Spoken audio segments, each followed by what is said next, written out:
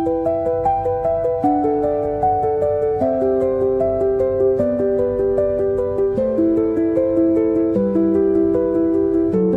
Dear students, welcome back your channel success institute. तो बेटा आज लेकर आए हैं हम आपका यूनिट 1 का chapter 2 electric potential and capacitance. इसमें हम अभी स्टडी कर रहे हैं इलेक्ट्रिक पोटेंशियल। इलेक्ट्रिक पोटेंशियल के टॉपिक को खत्म होने के बाद हम स्टडी करेंगे कैपेसिटेंस। तो बेटा ये जो चैप्टर चल रहा है आपका इलेक्ट्रोस्टैटिक का ही चल रहा है, जिसमें हम पढ़ रहे हैं with the charge at rest on a conductor is called electrostatic. तो बेसिकली बेटा अभी हम बात करें तो अभी हमने इस चैप्टर में सिर्फ पोटेंशियल डिफरेंस और पोटेंशियल इलेक्ट्रिक पोटेंशियल को स्टडी किया था प्रीवियस लेक्चर में। आई होप आपने उसको समझा होगा अच्छे से और आपको समझ भी आया होगा। अगर फिर भी कोई डाउट है तो आप डिस्कस कर सकते हैं, कमेंट करके दोबारा पूछ सकते हैं। हम उस पर एक नया लेक्चर दोबारा से एक्सप्रेशन के साथ अच्छे से डिस्क्राइब करके आपको समझा सकते हैं। तो बेटा अभी जो आज का टॉपिक होने वाला है वो होगा हमारा main topic, find electric potential due to point charge at distance R. इस डेरिवेशन पर हम लोग काम करने वाले हैं। इस डेरिवेशन के थ्रू हम इलेक्ट्रिक पोटेंशियल फाइंड करने वाले हैं। लेकिन उससे पहले बेटा मैं आपको थोड़ा सा रिकॉल करा देता हूँ। हम लोगों ने फॉर्मूला पढ़ा है पोटेंशियल डिफरेंस का पहले, V A minus V B is equals to work done by external agent, जो कि वर्क डन हो रहा था बी टू ए डायरेक्शन में अपॉन में टेस्ट चार्ज। टेस्ट चार्ज एक ऐसा चार्ज होता है जो बेसिकली हम लोग किसी इलेक्ट्रिक फील्ड के अंदर टेस्टिंग के लिए यूज कर रहे होते हैं, जो इलेक्ट्रिक फील्ड नहीं बनाता, बट एक स्मॉल अमाउंट ऑफ चार्ज होता है जो एक हेल्पफुल होता है किसी इलेक्ट्रिक फील्ड को इंक्रीज करने के लिए। इट मीन्स हम कह सकते हैं कि test charge is very very small and can not be able to make a electric field, but ये पॉइंट चार्ज के अगेंस्ट अगर हो जाए तो इतना ज्यादा हाई पोटेंशियल का नहीं होता कि एक अपना खुद का इलेक्ट्रिक फील्ड बना सके या फिर पॉइंट चार्ज पर फोर्स अप्लाई कर सके। ठीक है बेटा, तो टेस्ट चार्ज को हम यहाँ क्यू नॉट से रिप्रेजेंट कर रहे हैं। कुछ बुक में क्यू वन से रिप्रेजेंट किया गया है, अलग अलग बुक्स में अलग अलग फॉर्मेशन में टेस्ट चार्ज को रिप्रेजेंट किया गया, but test charge is always positive and it will be very very small and can not be able to make on electric field. तो आज हम लोग बेटा इसी पर पहले लिमिटेशंस स्टडी करेंगे और उसके बाद प्रॉपर्टीज स्टडी करेंगे। Limitation of and properties will be depend on electric potential. तो मैं थोड़ा सा आपको एक्सप्रेस कर दूं। हमने जो फॉर्मूले अभी तक पढ़े हैं बेटा, V A minus V B is equals to work done by external agent, जो कि वर्क हो रहा था बी टू ए डायरेक्शन में अपॉन में टेस्ट चार्ज। फिर हमने एक फॉर्मूला निकाला था पोटेंशियल एट ए पॉइंट। वो फॉर्मूला क्या था हमारा, work done by external agent, जो कि वर्क हो रहा था इनफाइनाइट टू ए, और उसमें हमने फॉर्मूला ये ड्राइव कर दिया था अकॉर्डिंग टू डेफिनेशन। तो पोटेंशियल की अगर हम बात करें तो पोटेंशियल के लिए आपने डेफिनेशन लिखी थी, जब कोई चार्ज, कोई भी पॉइंट चार्ज किसी एक पॉइंट की तरफ वर्क डन करता है। फॉर एग्जांपल ये कोई पॉइंट ए है और दूसरा पॉइंट बी है जो इनफाइनाइट पे। अगर हम इनफाइनाइट से किसी टेस्ट चार्ज को मूव कराते हैं, इनफाइनाइट पे कोई टेस्ट चार्ज रखते हैं और उसे एक ही डायरेक्शन में मूव कराते हैं बेटा, तो यहाँ पर एक फोर्स लग रहा था हमारा, एक्सटर्नल फोर्स, राइट। जहां वर्क कौन सा हो रहा है हमारा, work done by external agent, work done by external agent. ये वर्क हो रहा है हमारा इनफाइनाइट टू, वर्क हो रहा है हमारा इनफाइनाइट टू बी के डायरेक्शन में। ठीक है बेटा, अब इस पाथ को अगर हम बात करें, जरूरी नहीं है कि बेटा आप इनफाइनाइट ए की डायरेक्शन ही दे, आप यहाँ इनफाइनाइट रख के ए की डायरेक्शन इधर भी दे सकते हैं। और हमने ऑब्जर्व किया था कि ये जो फोर्स लग रहा है ये इतना फास्ट एंड फ्यूरियस वर्क करेगा ये चार्ज, कि कितने नैनो टाइम में, मतलब एक बहुत ही छोटे टाइम में इस टेस्ट चार्ज को ए पॉइंट पर पहुंचा देगा बेटा। बट हम इसको डिटेक्ट कैसे करेंगे पोटेंशियल को, तो इसलिए हमने क्या करा, इस एक्सटर्नल फोर्स को, इस एक्सटर्नल फोर्स को हमें होल्ड नहीं करना, हमें इसे कंट्रोल करना है। वो कब किया जा सकता है, जब हम सी के अपोजिट डायरेक्शन में इक्वल अमाउंट में एक इलेक्ट्रोस्टैटिक फोर्स लगाते हैं। याद रखना बेटा ये, कि हम यहाँ टेस्ट चार्ज पर एक फोर्स ऑटोमेटिकली नेचुरल वर्क कर रहा है जो कि एक्सटर्नल फोर्स है। इस फोर्स को हम रोकेंगे नहीं, हम इसको सिर्फ क्या करेंगे, कंट्रोल करेंगे। और कंट्रोल कैसे करेंगे, इलेक्ट्रोस्टैटिक फोर्स लगा करके। फॉर एग्जांपल आप किसी बॉडी पर 10 न्यूटन का फोर्स लगा हुआ है, किसी बॉडी पर 10 न्यूटन का फोर्स लगा हुआ है, अब वो एक डायरेक्शन में मूव कर रही है। हमें उसको कंट्रोल करने के लिए उसके अपोजिट डायरेक्शन में 10 न्यूटन का फोर्स अप्लाई किया। 10 न्यूटन का मीन्स वो स्लोली स्लोली स्लोली क्या कर सके, मूव कर सके। क्योंकि अगर हम क्या करेंगे, अगर 9 न्यूटन का फोर्स हमारी तरफ से हो गया तो हमारा फोर्स वीक हो जाएगा, वो उसको मूव कर जाएगा। ठीक है बेटा, तो इसलिए हमने इसके अपोजिट डायरेक्शन में इलेक्ट्रोस्टैटिक फोर्स लगा दिया। तो आप लिख सकते हैं कि electric potential at A point, electric potential at infinite, जो हमारा वर्क डन हो रहा है वो external agent infinite to B direction में अपॉन में टेस्ट चार्ज।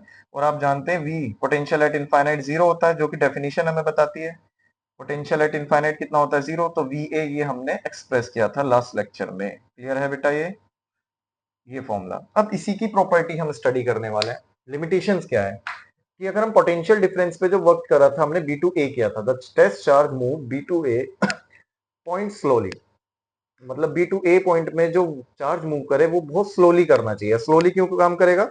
जब उसके अपोजिट में फोर्स लगेगा। डू नॉट चेंज स्पीड, इसकी स्पीड कांस्टेंट होनी चाहिए। इसकी स्पीड कांस्टेंट होने से इसकी काइनेटिक एनर्जी भी क्या हो जाएगी बेटा? कांस्टेंट हो जाएगी। तो मतलब जब ये चार्ज मूव करे तो इसकी स्पीड चेंज नहीं होनी चाहिए टाइम के साथ, मतलब कांस्टेंट रहनी चाहिए। अगर इसकी स्पीड चेंज नहीं होगी तो क्या हो गया बेटा? The kinetic energy will always constant. इस टेस्ट चार्ज की जो काइनेटिक एनर्जी है वो कांस्टेंट हो गई, और इस वजह से क्या इफेक्ट होगा? The force will be conserve. यहां लगने वाला जो फोर्स है वो आपने कंजर्व कर लिया है। Means we will find the electric potential each and every point in this path, कि हम इस पाथ पर किसी भी पॉइंट पर इलेक्ट्रिक पोटेंशियल फाइंड कर सकते हैं। फिर इसकी प्रॉपर्टी क्या है? दिस वर्क डन, यहाँ जो वर्क हुआ infinite to it, this work done is against by the electrostatic force. ये जो वर्क हो रहा है किसके अपोजिट हो रहा है बेटा? किसके अगेंस्ट हो रहा है? इलेक्ट्रोस्टैटिक फोर्स के अगेंस्ट हो रहा है।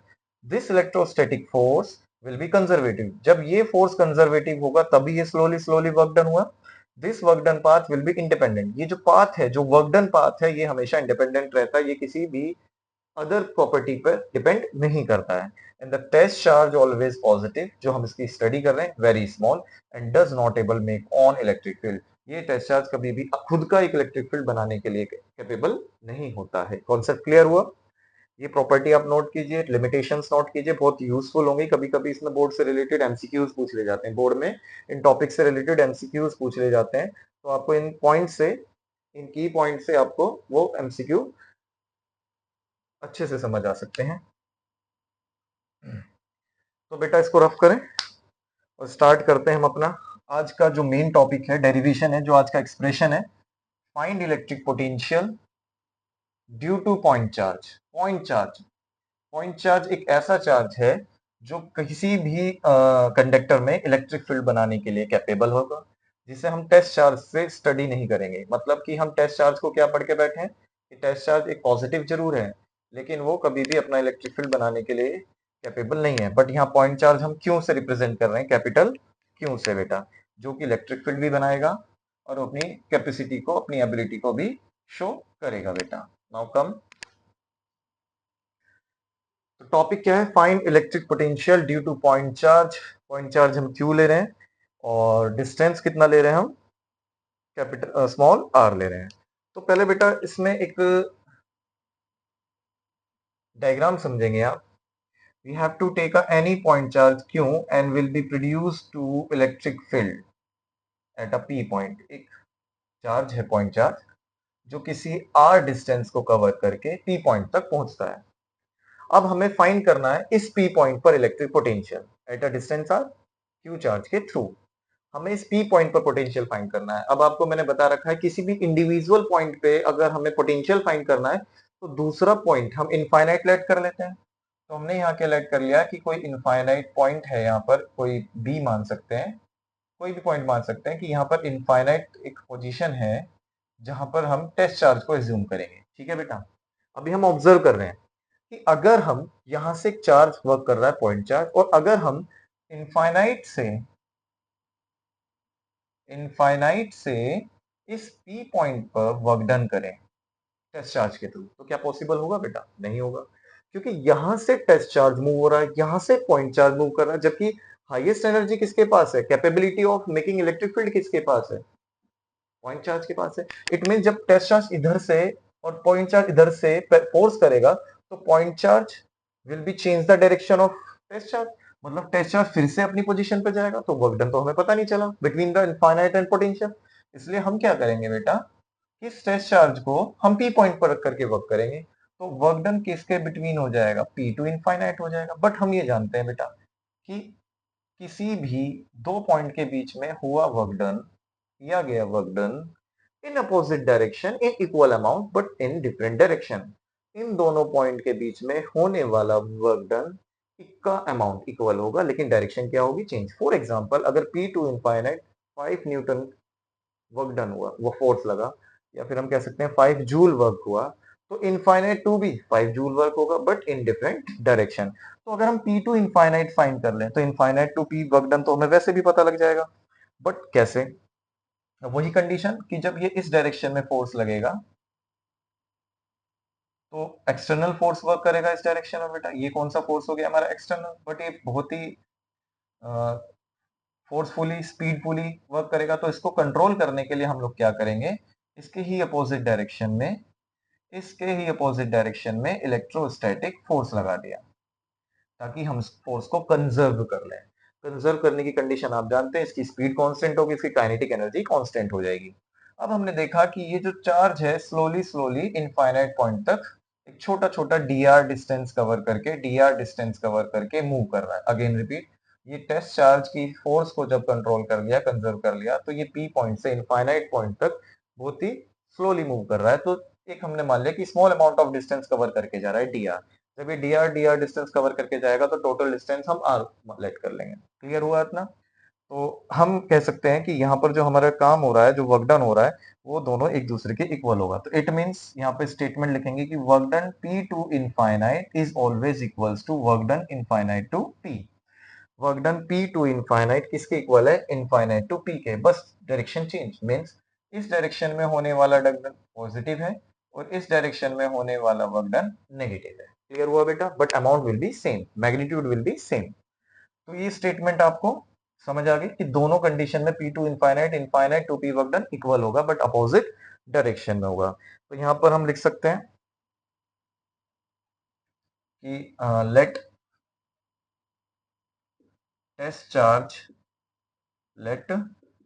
Charge move P to infinite direction. ठीक है बेटा? जिस वजह से कि हमें जो मूव करा तो वर्क डन मिल गया।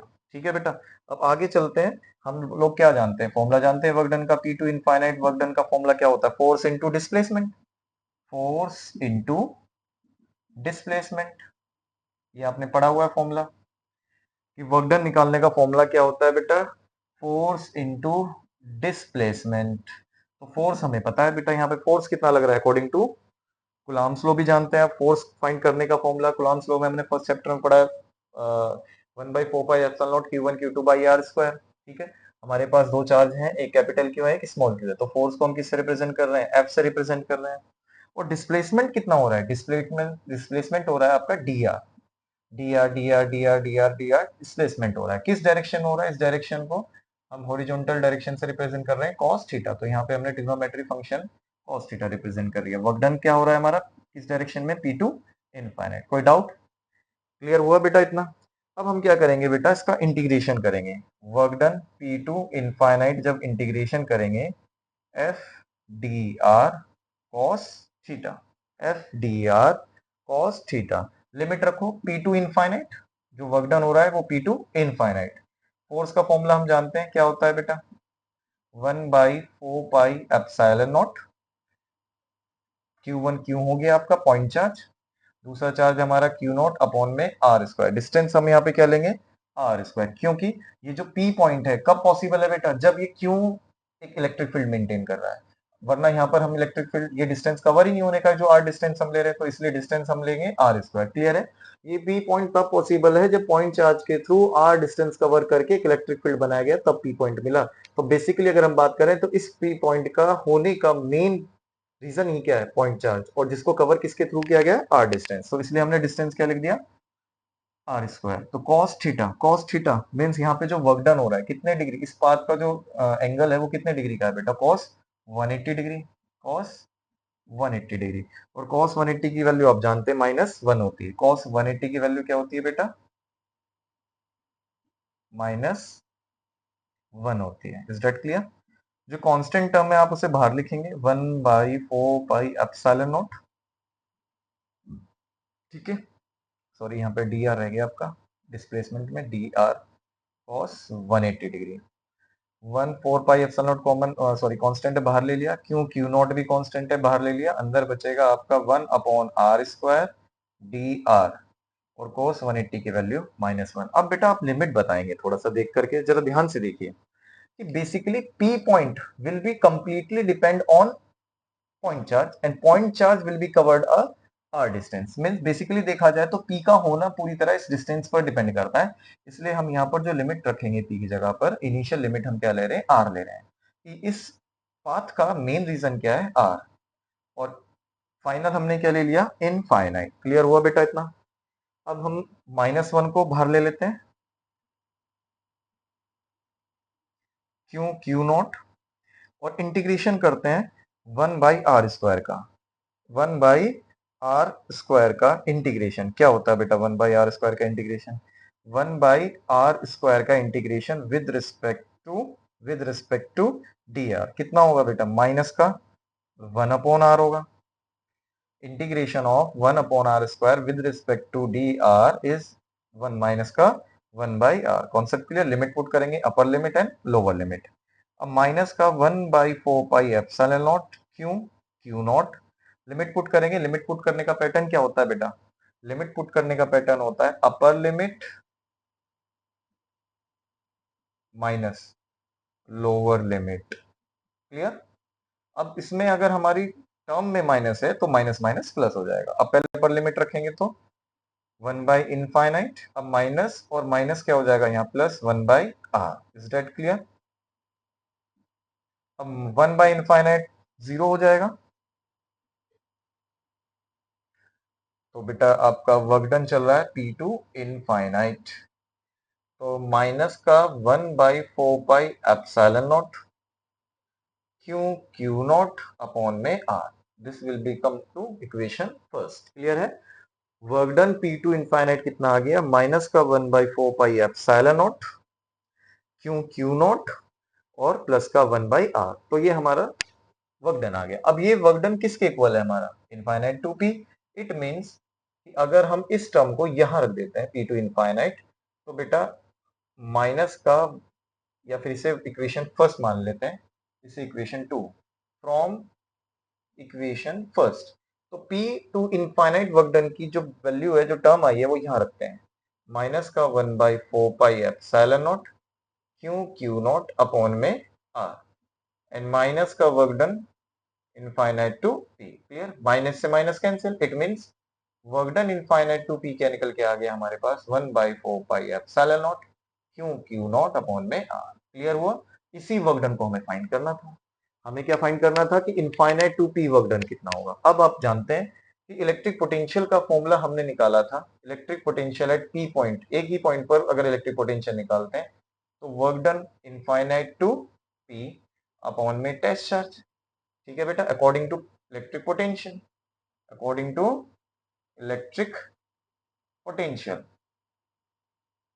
According to electric potential formula अभी हमने देखा था बेटा, जो डेरिवेशन सॉरी जो एक्सप्रेशन मैंने अभी करा था थोड़ी देर पहले, उसी के अकॉर्डिंग हमने डायरेक्शन दे दी इनफाइनाइट टू वर्क डन की। अब क्या फाइंड करा हमने? वो वैल्यू को लिखा 1/4 pi epsilon not Q not upon में r and this is the upon में टेस्ट चार्ज।